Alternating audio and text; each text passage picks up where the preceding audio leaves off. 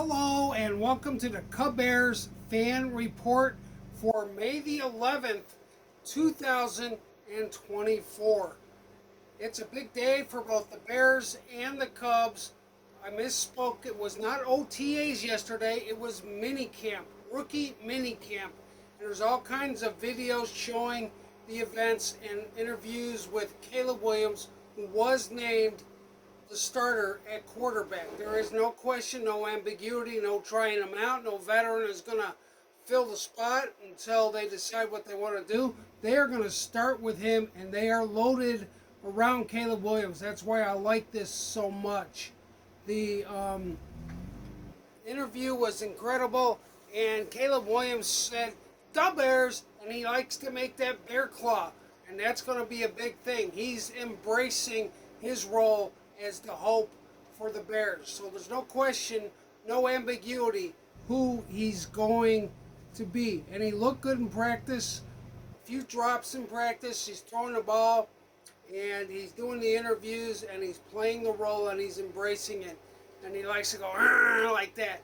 And he was at the Cubs game, so he's a Cubbear. He likes to say Cubbears, and I want him to say Cubbears, and maybe one day I can suggest that to him. Anyway, let's talk about the Cubs now. The Cubs looked good yesterday. They won 7-2. Bellinger having 4 hits, and Ben Brown came in after Assad just threw too many pitches. I don't think Assad looked that good. He didn't look sharp. He fell behind. He walked guys. And the Cubs got off to a 1-0 lead, and they surrendered the lead 2-1. And then the Cubs got rolling after Ben Brown came in and shut things down. I want to say that Madrigal got a hit with 2 RBIs. I think the bases were loaded, and it's in the highlight reel. I was giving him a hard time, thinking he should go down in favor of Bodie, but I like when I criticize a guy and he does a good job. And Alzolay tried to become the tragic comedy bullpen because he almost gave up a home run. But Ian Happ, who got a hit and made a great defensive play, kind of saved the day for Alzolay, because Alzolay almost gave up another one of those home runs, but he had a 5-run lead and managed to hold on and nail it down. Today, the Cubs are going to play at 3:05. Justin Steele is pitching for the Cubs.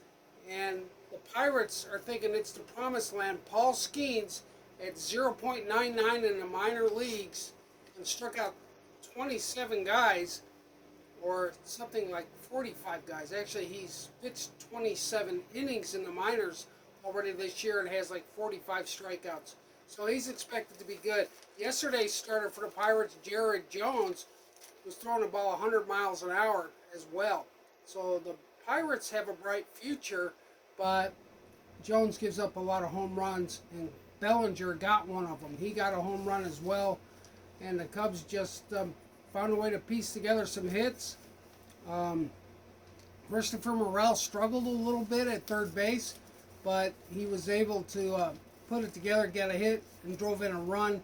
The Cubs look good. So the Cubs today have Paul Skeens against Justin Steele. I'm looking forward to watching that and catching the highlights. You can get a lot of highlights from the mini camp that the Bears have over the weekend. And I am excited about the Bears because not only do they have the top prospect, they've got the team loaded around him. I don't think I've ever been that excited when the Bears were looking really good in '85. When the Bears looked good in 2005 and ended up going to the Super Bowl. They didn't have this good of an offense. They won despite the offense. It was all based on the defense. Now the Bears have defense. The defense is not as good as it was, but the defense is enough that they don't need Caleb Williams to play hero ball like he had to play at USC. And he's been studying the Bears' plays, and I think he's got a lot to do, but he's not going to feel like he's got to do everything.